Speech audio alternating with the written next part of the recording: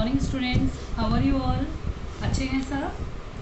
चलिए, आज हम पढ़ेंगे हिंदी व्याकरण का पाठ 5 लिंग। लिंग बोलते ही बेटे आप समझ गए होंगे बच्चों कि लिंग का मतलब होता है जेंडर, यानी कि स्त्री या पुरुष का बोध होना। शब्द के जिस रूप से स्त्री जाति या पुरुष जाति का बोध हो उसे हम लिंग कहते हैं। अब मैं आपको एक छोटे से एग्जाम्पल के साथ बताती हूँ। यह राजन का परिवार है। उनसे दादा दादी और चाचा चाची मिलने आए हैं।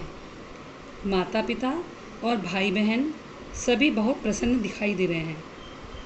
बच्चों, इसमें आपने देखा कुछ रंगीन अक्षर लिखे हुए हैं, कुछ जोड़े बने हुए हैं, जैसे दादा दादी, चाचा चाची, माता पिता, भाई बहन। ये सब क्या हैं?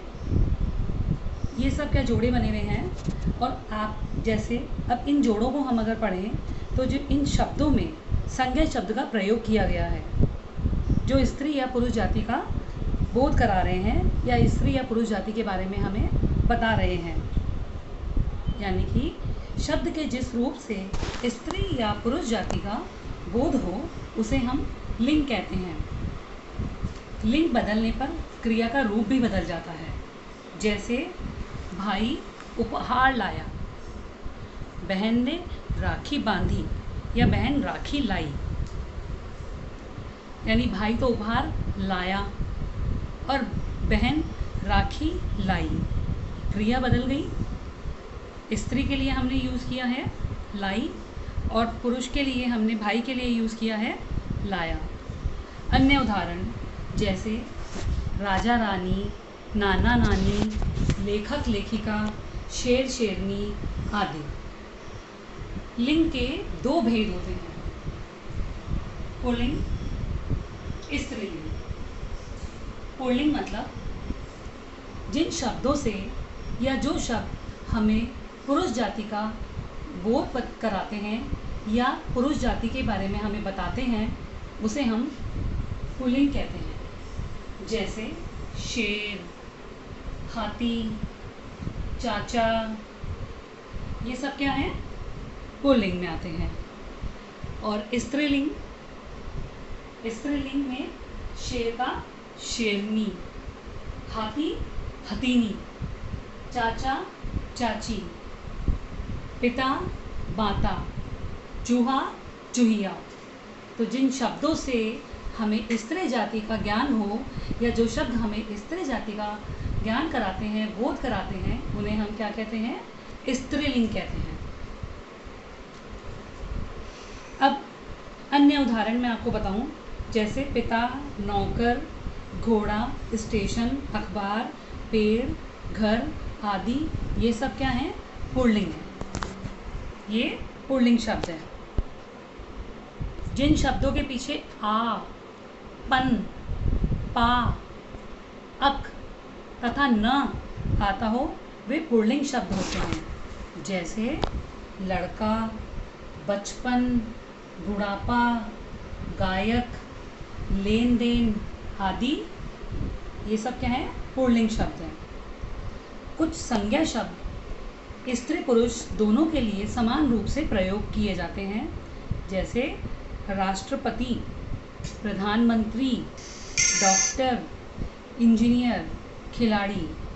ये स्त्री और पुरुष दोनों के लिए समान रूप से प्रयोग में किए जाते हैं। कुछ शब्द सदा पुल्लिंग रहते हैं, जैसे पक्षी, पशु, मच्छर, खरगोश, पानी, कोयला आदि। ये हमेशा ही पुल्लिंग रहते हैं। इसी प्रकार स्त्रीलिंग विशेष भाषाओं में, जैसे हिंदी, मलयालम, मराठी, ये स्त्रीलिंग के शब्द हैं। नदियाँ में जैसे ब्रह्मपुत्र, सिंधु, सोन, ये अपवाद हैं। तिथियाँ प्रथमा, द्वितीया। कोमल भाव जैसे दया, करुणा, ममता। शक्ति सूचक नाम पुलिस, सेना, समिति।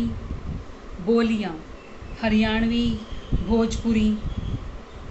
लिपियाँ जैसे देवनागरी, फारसी आदि के नाम, ये सब क्या हैं? स्त्रीलिंग है। स्त्रीलिंग की पहचान जिन संज्ञा शब्दों के पीछे ई या इया, आवट, आनी, आइन, ता, इन आदि लगा होता है, वे स्त्रीलिंग शब्द होते हैं। जैसे बोली, गुड़िया, सजावट, महारानी, पंडिताइन, मित्रता, मालिन आदि।